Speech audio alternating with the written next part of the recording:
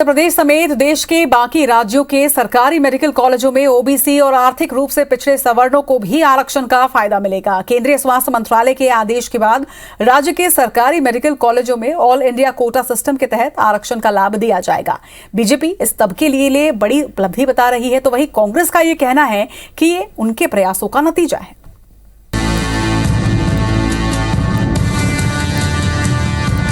केंद्र सरकार के अखिल भारतीय चिकित्सा शिक्षा कोटे में ओबीसी और ईडब्ल्यूएस वर्ग के उम्मीदवारों के लिए आरक्षण लागू करने के फैसले के बाद मध्य प्रदेश में भी सीटों के आरक्षण में बदलाव होगा। राज्य सरकार ने इसकी तैयारी शुरू कर दी है। केंद्रीय कोटे के तहत ओबीसी को 27 और ईडब्ल्यूएस को 10% आरक्षण देने के ऐलान के बाद मध्य प्रदेश के मेडिकल कॉलेजों में दाखिले का ढांचा बदलेगा।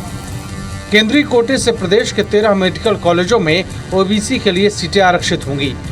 प्रदेश में 2035 यूजी और 858 पीजी सीट हैं। इस लिहाज से 368 सीटों पर ओबीसी और 245 सीटों पर ईडब्ल्यूएस वर्ग को आरक्षण मिलेगा।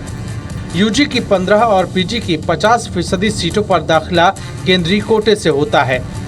इसमें प्रदेश सरकार की नीति के तहत ओबीसी को 14% आरक्षण का लाभ भी मिलेगा।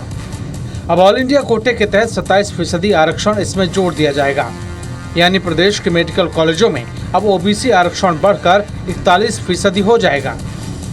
जब आप जवाब ढंग से फाइल नहीं करोगे तो वो लागू किया या नहीं किया बराबर हो गया। लेकिन अभी अब माननीय हमारी यशस्वी मुख्यमंत्री शिवराज जी ने अपने महाधिवक्ता और सारे विभाग को लेकर के और जिस ढंग से जो कोर्ट ने प्रश्न उठाए उन सारे प्रश्नों के उत्तर लिखित में दिए हैं और हम उम्मीद कर रहे हैं कोर्ट हमारे साथ न्याय करेगी। अब हमारे प्रधानमंत्री मोदी जी ने कहा सीधा कर दिया। आप कह क्यों रहे हो, किया क्यों नहीं 15 महीने? और ये नहीं किया तो क्या किया 15 महीने भ्रष्टाचार के अलावा, बताओ। मेडिकल कॉलेजों में ओबीसी आरक्षण के फैसले के बाद बीजेपी ने मामले में कांग्रेस पर भ्रम फैलाने का आरोप लगाया। वहीं कांग्रेस प्रदेश में अपनी पिछली सरकार के बहाने सरकार से सवाल पूछ रही है।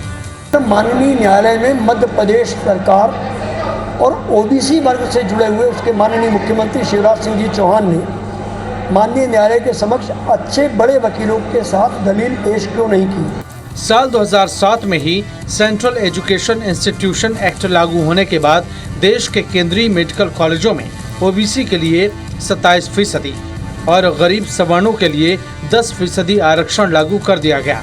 हालांकि राज्यों के सरकारी मेडिकल और डेंटल कॉलेजों में ये आरक्षण लागू नहीं किया गया था।